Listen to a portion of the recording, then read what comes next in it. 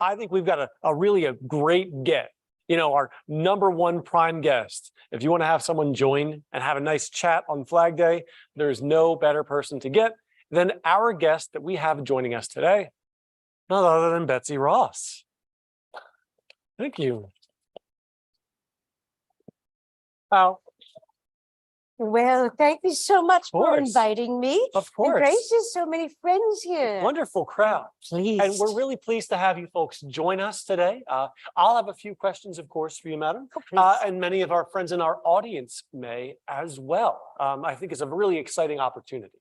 Although, before we begin having this conversation, I always feel like it's a good idea to be mindful of how to address someone. So, of course, we have a name that we may know you as, but how would your friends or family or acquaintances have talked to you or addressed you? This is a very good question to ask me because I do need to explain who I am.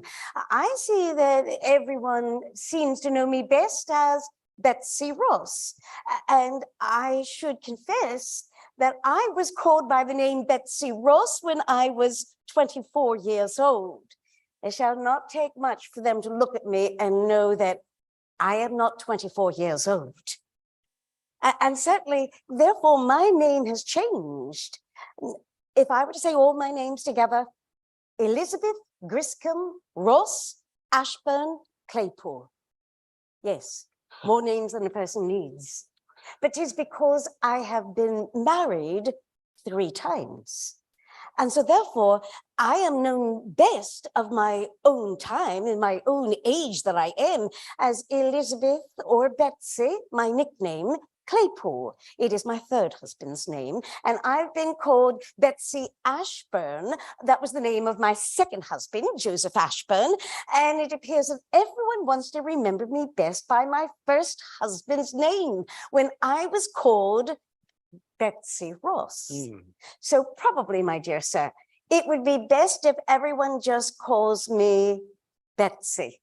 Wonderful. Yes, okay. Yes. Well, I imagine there is, and hopefully friends will get into that, quite a bit of a story behind what already, just from your name alone, suggests to me you've led quite an eventful life. But could you tell us about maybe the early part, when you were, I suppose you would say, Betsy Griscom? Yes, correct. My maiden name. And so therefore, I would think probably it would be important for everyone to understand, as I see there are many young friends here, that I was raised in the faith of the Quakers. And I would venture to guess if they have set one foot in Philadelphia, they do know about Quakers, the settlement of this state here by William Penn. And therefore, it is why I will use unusual words, and I will apologize. It is what I have been brought up with since I was a child. Thee, thou, thy, plain speech, rather than you and your, and 'tis all that I am saying. But it is also something important to understand that being raised in the faith of the Quakers, I received an education, even though I was a young girl. And many young girls, of course, would not be educated. But in the Quaker faith, we believe that in the eyes of God, men and women are seen equally, and therefore I was valued by my parents, and I was given an education to know how to read and how to write. And that did happen in Philadelphia, although I was born in New Jersey. That's something not everyone knows. But I came to Philadelphia when I was a young child, 3 years old or such, so I do consider myself a Philadelphian. I do. Wonderful. All right. Well, you came of age, I would say, and I think most of our audience would as well, in a really tumultuous, really eventful time, or interesting time, we could say.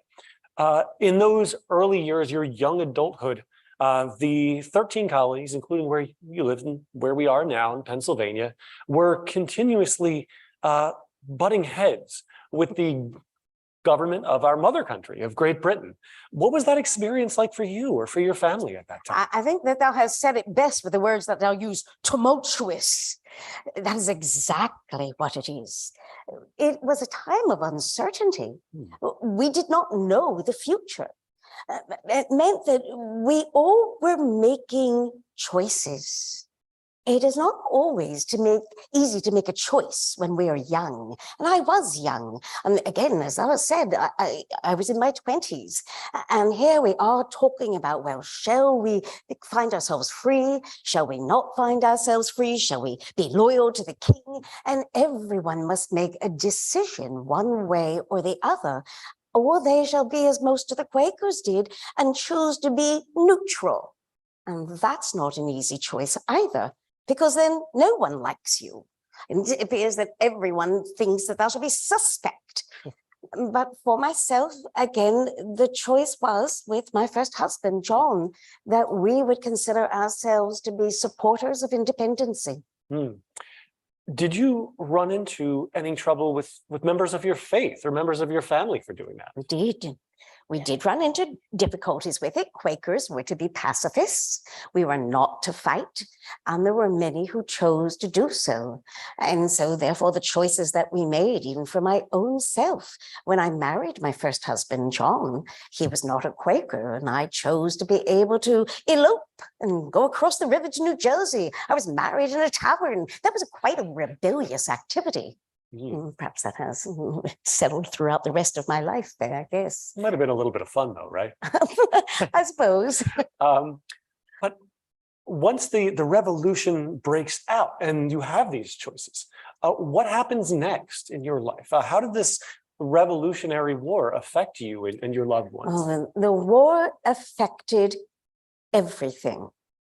And the war affected everybody. Again, even to try to stay neutral, one was affected.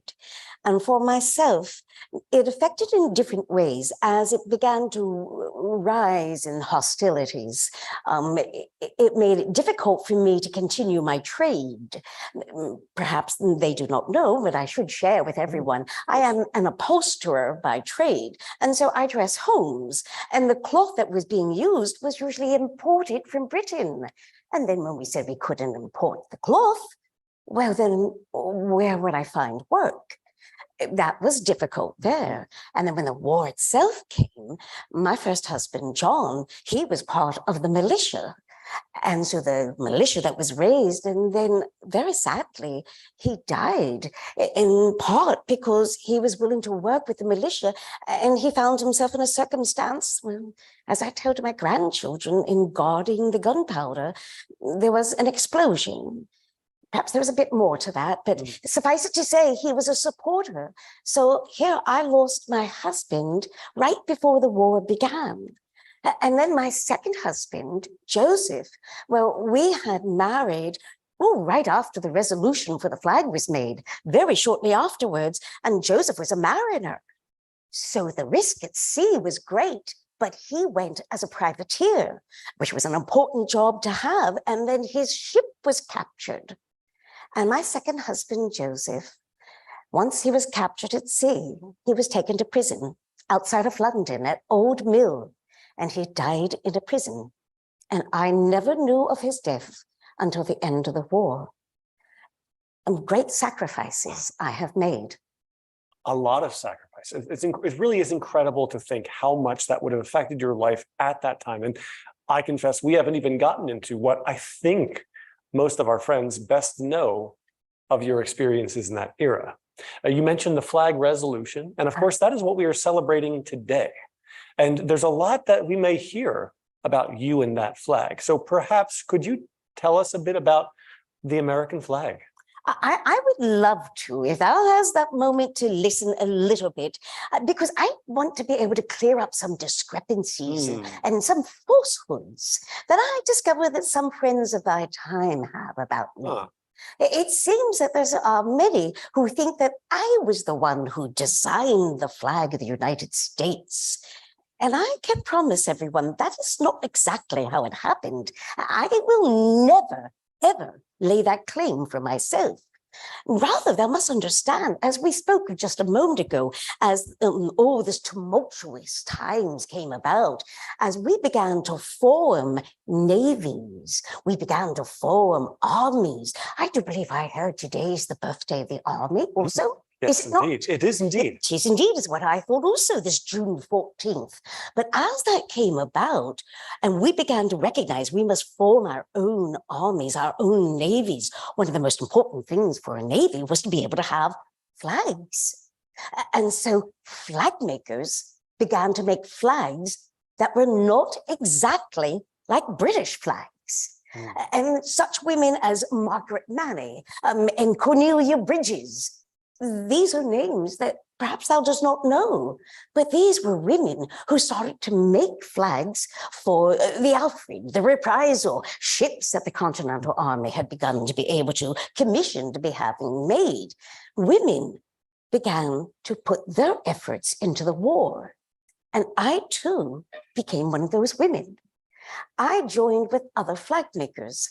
And for myself, there shall be a receipt, I'm sure, of the flag I made for the Pennsylvania Navy. That was in 1777. But before that, I had a visit from none other than George Washington in the spring of 1776. And that was before we declared independence. But they desired that I would also help in the effort, and do have an understanding that Washington knew who I was. When my first husband, John, was alive, we had made a lovely set of bed curtains for George Washington. Oh, it was when he was attending the Continental Congress in the fall of 1774. And so he had taken them back to Virginia with a knowledge of who Betsy Ross was, my skill with my needle, and that my husband, John, and I supported independence. And so it is why he sought me out to make a flag for him. And I will admit, Washington came with a drawing of the flag that he had raised at Cambridge, Massachusetts, at the beginning of 1776.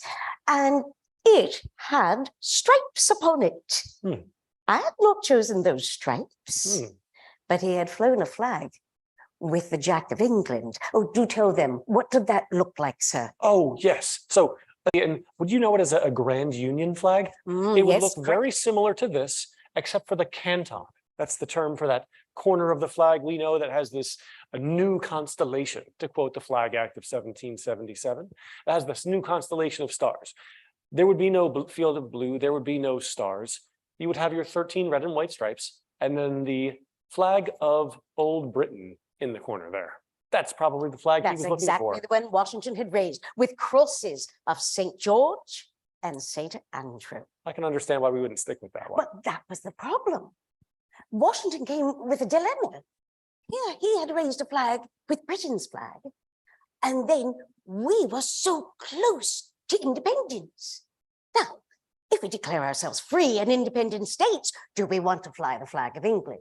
Let us ask them. What do you think? You like that idea? I would hope not. But what do we put in its place? Well, Washington. Washington came with a drawing to my shop. Oh, just down the street here was where I was living, on Mulberry Arch Street here. And on the drawing, what he wanted me to put instead of England's flag were stars.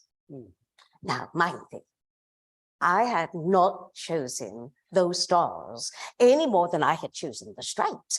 But I can confess to everyone, when I saw the stars, I did make a change. What would I that am be? a woman. May I share with them? Oh, absolutely. Yes, please do. Understand that the stars themselves were to appear like General Washington's standard. Perhaps some of these friends have seen it. The stars all scattered about, and each of the stars with 6 points. And that was what was to replace those crosses of England, because it was going to show we were not under the authority of the king any longer, but we were under the command of George Washington. But I did not like the scattering of the stars. To my mind, as an artisan, they should be put into a shape. And I recommended to Washington a circle, a symbol of unity. And then when it came to Washington's stars, which were 6-pointed, I showed him something. I showed him that I would be able to take my cloth, just as I'm taking this small bit of paper here in my hand, that I would be able to fold it several times, and that once I folded my cloth, I would create a point, and then I could take my scissors, cut it only once, and rather than making Washington's 6-pointed star, a 5-pointed star would be made. All right. Oh, I must give this to this man, so Oh, he thank does you. not forget I've that. always wondered how this was done, and now I'm just kidding. I'm not going to be able to reproduce that. But imagine myself as being George Oh, Washington. yes. Imagine seeing this and recognizing it was efficient. And many flags were going to be made. Of course. So what choice would thou have made? Absolutely, because it's a uniform flag. We want all flags around the country, and being mindful that, like you, all of these new national flags will be made by hand. Oh, well, it cannot be made by foot, sir. Oh, for certainly. But if they wish for you to make many flags, it's got to be faster, huh? But also recognize that there is very little regulation as to how those flags should be made. And that resolution that we shall celebrate here today was June 14th of 1777.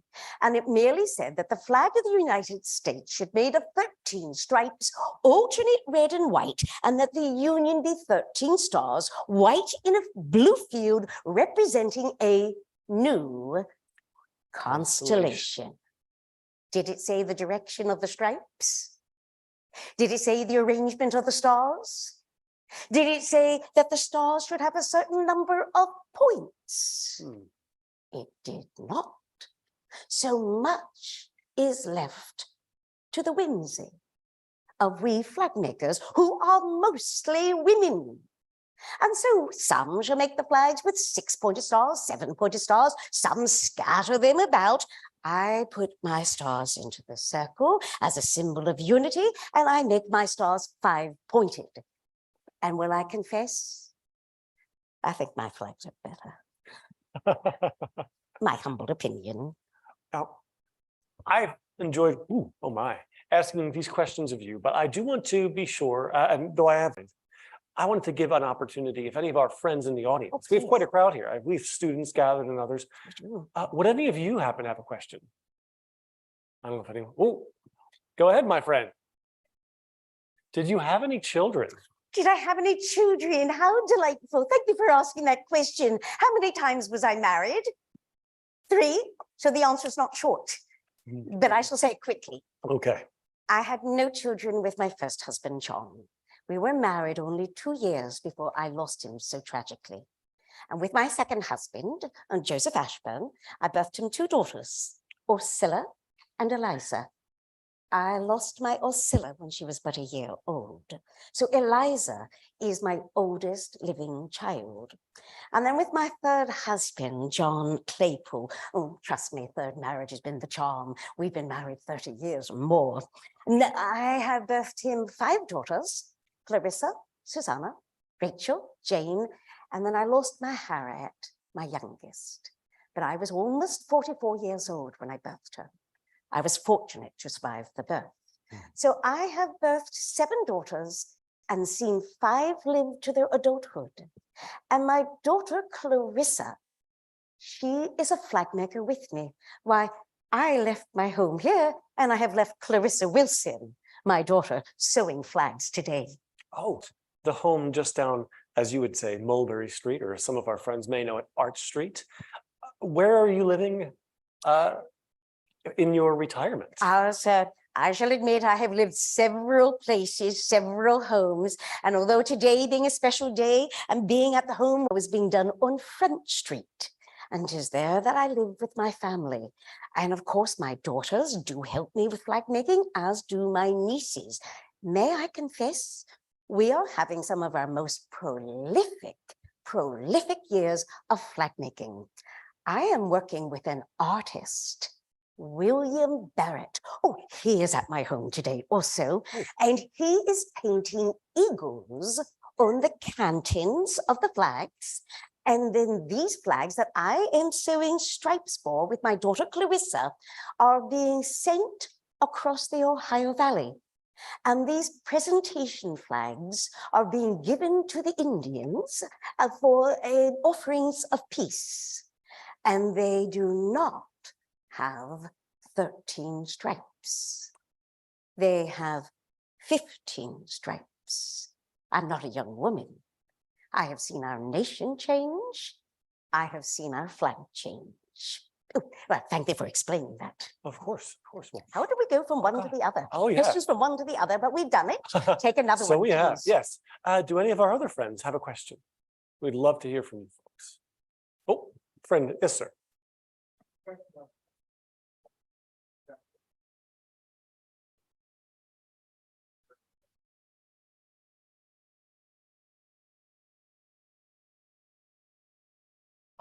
So just to make sure our friends who are online can hear, the difference, sometimes saying the year 17 and 43, and other times saying the year 1776. Is there a rhyme or reason for I that? don't think there is much of a rhyme or reason one to the other. 17 or 17, whichever way that wishes to say it, one to the other. I cannot of myself consider that there is a reason to say one way or the other. I've never thought of it before. I confess, I oftentimes say, "'Tis the year of 76 that I made my flag for Washington," assuming that they would all understand that I meant 1776, for certainly 1876 hasn't happened yet. Oh. I expect this would use like common sense, sir. Oh, yes, sir. Is it true that you made bullets? Wow. Oh, there now. I would correct there again. Not make musket balls themselves. The musket balls are made of lead. But yes, that is true. I participated in the effort for the war by making the cartridges for those musket balls, which shall be a process of being able to take the musket ball with the black powder and wrapping them into the cartridges. This work is mostly done by women. And so many women should do them by and make the cartridges by the thousands. But we have the powder delivered to us as well as the musket balls themselves out of the lead. We must assemble them. And I made up to 3,000 or so. I believe it was in 78 or such. But then I discovered I was with child. And being with child, I did not want to continue to take a risk with the black powder. But again, many women making them by the thousands and tens of thousands. Thank you for asking that. Any other questions from our friends? Because otherwise I can think of one if no one else. Yes. Did you always remain a Quaker? I'm so glad she asked that question. And that perhaps thou would tell her about across the street. Oh, that was Please do. literally my question. So you read my mind. So across the street from us here at the National Constitution Center at the far corner, opposite of Christ Church Burial Ground as well, is a building known as the Free Quaker Meeting House. And it's my understanding that you are one of the so-called free Quakers. This is true, and 'tis why I wanted to make sure that he told me exactly where it is. As I walk about here and I get a little bit mixed up sometimes, and some things do change, it seems. But the free Quakers, I became part of that membership, joining them when they began to form during the war. I have told thee and confessed that when I married my first husband, John, he was not a Quaker. And when I married him, I was read out of my Quaker meeting because it was not allowed of me to marry someone who was not a Quaker. But during the war, many who were Quakers wanted to support the war, but they were not allowed to. They were not allowed to pay a tax that would be able to support the war effort. And so they would be read out of their meeting. They might choose to fight and they would be read out of the meeting. And finally, we decided to ourselves, at our heart, we are Quakers, but we are being constrained by arbitrary rules and regulations. We desire to consider ourselves free, independent, And so we have joined and created our own house of worship, the Free Quaker Meeting, and no one will be read out of our meeting.